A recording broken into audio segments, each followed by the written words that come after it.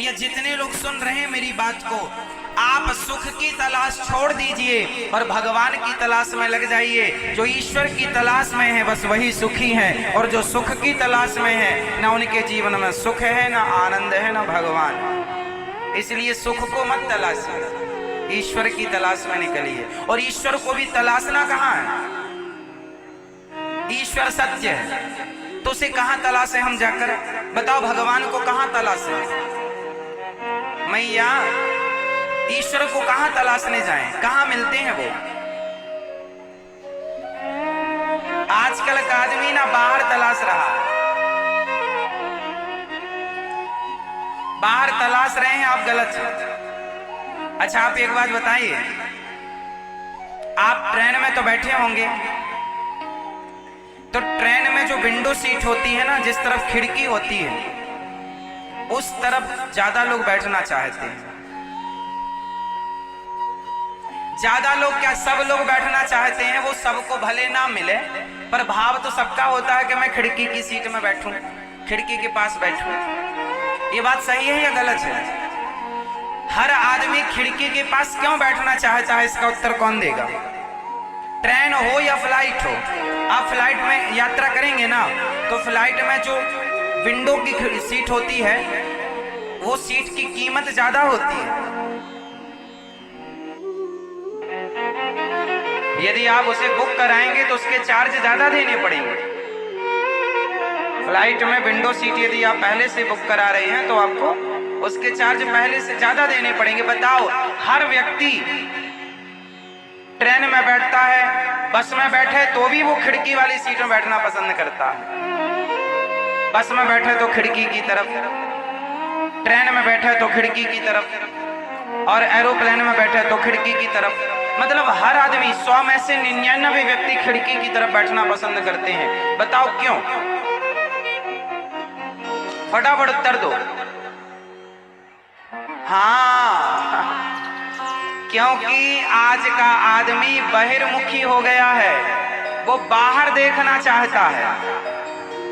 काश बाहर की जगह वो भीतर देखता तो आनंद में डूब जाता, लेकिन आनंद तब तक नहीं है जब तक दृष्टि बाहर है। दृष्टि भीतर हो जाए तो जो सुख तुम बाहर देखना चाहते हो ऑलरेडी वो सुख आपके भीतर समाया हुआ है। वो सुख भीतर से प्रकट हो सकता है, पर आप बाहर देखना पसंद करते हैं।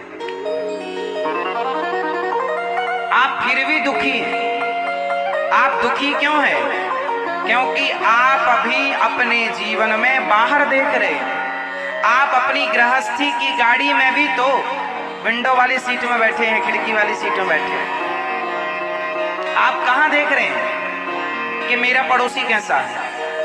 आप कहाँ देख रहे हैं मेरी पड़ोसन कैसी है, मेरे रिश्तेदार कैसे हैं, मेरा वो कैसा है? आप ये कभी नहीं देखते कि मैं कैसा हूँ। इसका मतलब आप भी गृहस्थी की गाड़ी में बैठे तो हैं, लेकिन बैठे विंडो वाली सीट में देख रहे हैं दूसरों को। यदि दूसरों की अपेक्षा कभी अपने पर नजर डाली होती तो आप क्या से क्या हो गए होते मेरी माँ।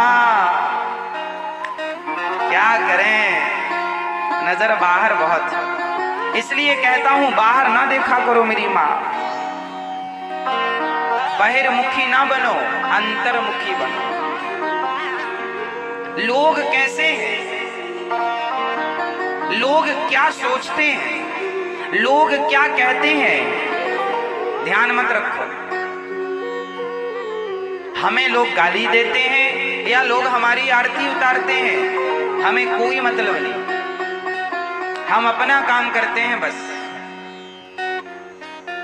हमें पता है कि हमें क्या करना है, हमें बस ये पता है कि ये सही है, ये गलत है, और सही रास्ते पर चलना है, गलत रास्ते पर नहीं चलना। सही रास्ते पर चलते जाओ, तुम्हारे भगवान तुमसे ना रूठें और तुम अपने आप से ना रूठो। क्यों? क्योंकि हम जमाने से झूठ बोल सकते हैं, अपने से क्या झूठ बोलेंगे। हम किसे देख रहे हैं ये आप नहीं जानते, ये हम जानते हैं और हमारे भगवान जानते हैं कि हम किसे देख रहे हैं। इसलिए मेरे मन की बातें या मैं जानूं या वो जाने, तीसरे की एंट्री यदि आपके जीवन में हो गई तो केवल दुख है। इसलिए कहता हूं अपने आनंद में जिया करो, बिंदास रहा करो, हंसा करो, मुस्कुराया करो। खूबसूरती आपकी हंसने मुस्कुराने में है, लेकिन आप तो बस रिश्तेदारों का, परिवार का रोना लिए बैठे हैं सालों से। आपका तो रोना ही खत्म नहीं होता।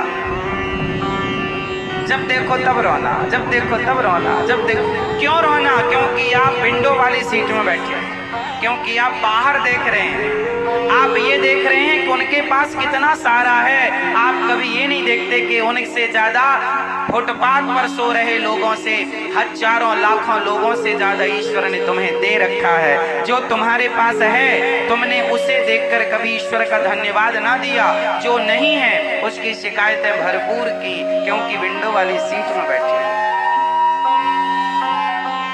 कौन सी सीट में है आप लोग? खिड़की वाली। सामने वाली खिड़की में चांद का टुकड़ा। हाँ पगले, सामने वाली खिड़की में चांद का टुकड़ा नहीं रहता, भीतर वाली खिड़की में चांद का टुकड़ा रहता है। बेवकूफ बना दिया दुनिया को। लिखने वाले ने गीत लिख दिया, गलत लिख दिया। सामने वाली खिड़की में चांद का टुकड़ा रहता, गलत है। सही है कि भीतर वाली खिड़की में मेरे कृष्ण कन्हैया रहते हैं, श्री राधा रानी रहती हैं। अरे भीतर देखेगा तो मिलेगा पगले। ये चांद का टुकड़ा जो जिसको देखकर जमाने ने ये गीत लिखा होगा, वो चांद का टुकड़ा तो बूढ़ा बुढ़िया होके मर भी गया होगा। तेरा चांद सदा ना रहा है, सदा ना रहेगा, पर मेरा चांद सदा रहा और सदा रहेगा। मेरे कन्हैया ही चांद है ना मेरी माँ? इसलिए कहाँ बैठोगे आप लोग? अंदर वाली खिड़की में, अंदर वाली कुर्सी, अंदर देखोगे। बुरा जो देखन मैं चला, बुरा न मिलिया कोई, जो दिल खोजा आप बुना हमसे बुरा ना। अपने को देखो साहब। यदि आप सोचो, आप जितने लोग यहाँ हैं और टीवी पर सुन रहे हैं, यदि आप अपने को देखने लग जाएं, तो आपके घर परिवार का आधे से ज्यादा रोना समाप्त हो जाएगा। आप अपने को नहीं देखते, आप दूसरों को देखते हैं। और दूसरों को देखने में फायदा है कुछ? हमारा पड़ोसी बहुत अच्छा है, हमारा पड़ोसी बहुत बुरा है, हमारी पड़ोसन बहुत अच्छी है, हमारी पड़ोसन बहुत बुरी है। हमें क्या करना? उसके अच्छे होने से भी हमें कुछ नहीं करना, और उसके बुरे होने से भी हमें, वो कितना अच्छा और कितना बुरा है हमें क्या, हम कितने अच्छे और हम कितने बुरे। हमें अपने से मतलब होना चाहिए। आज का व्यक्ति अपने से मतलब नहीं रखता, बाकी सबसे मतलब रखता है, इसलिए परेशान है। वो अपने से मतलब रखे तो सुखी हो जाए। सुख के मंत्र तो आपकी मुट्ठी में है, पर आप कभी यूज नहीं करते। उस राह पर कभी आप चलते नहीं, बस सामने वाली खिड़की को देखते रहते हैं। है ना मेरी माँ? जो लोग कहते हैं कि हमें खिड़की वाली सीट चाहिए, समझ लेना सब बहिर्मुखी हैं। बाहर सुख ढूंढ रहे हैं ये। इन्हें बाहर भी ना मिलेगा और इन्हें अंदर भी ना मिलेगा। मिलेगा जब, तो स्वयं के भीतर छानबीन करो, अपने को देखो। तो हमारी भागवत जी ये सिखाती हैं, सच्चिदानंद रूप ईश्वर सत्य, जो सबके भीतर समाया हुआ चित्त के रूप में।